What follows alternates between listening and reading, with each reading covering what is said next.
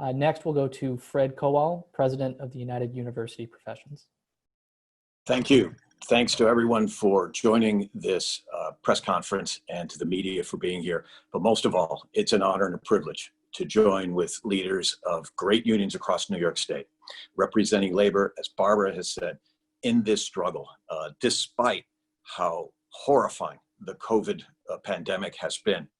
One sign of hope, of real hope, has been the steps labor has taken on the front lines to literally save lives and to save our communities for it to have any kind of future.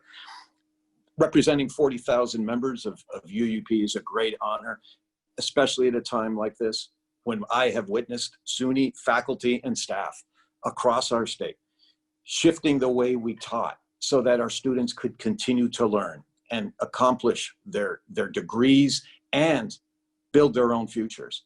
Even more so, it has been just an unbelievable experience to fight for those members of UUP, roughly 15,000, who work at the SUNY public hospitals in Syracuse, in Stony Brook, and especially at Downstate, a COVID-only hospital, where we have lost union activists and union leaders to this plague.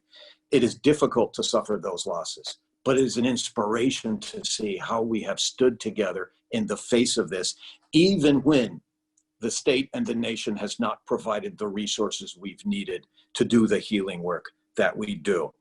The reality is that public servants, our members across the board, have given their lives in service to our state and its people. And now it's time for the millionaires and billionaires to do the same.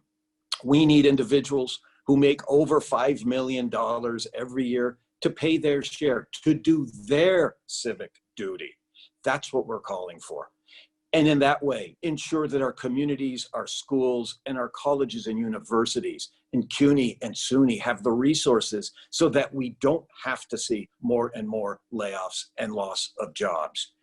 What's going on in this state is, we all know, the center of the COVID pandemic.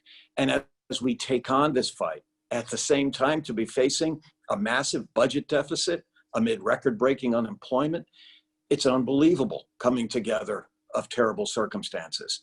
But the fact is, never in our history have we cut our way out of a recession or a depression. Now is not the time to start. Our cities and towns in upstate New York, where there are so many UUP members working, in places like Buffalo, Binghamton, Syracuse, and Plattsburgh, we can't afford the types of cuts that are being considered for local governments, for school districts, for SUNY institutions. New York leaders cannot abandon our state to the ravages of this economic depression. We have to act together to build a better New York out of the economic and human destruction of the coronavirus. The time is now. Barbara is right. History will judge us harshly if we choose not to act aggressively and decisively to save our economy and our future. We must not allow those who have died to die in vain, so many of them from communities of color. The only way to see this circumstance is as an undeclared race war against communities of color. It must end, we must heal, and together we must build a more just and humane New York. Thank you.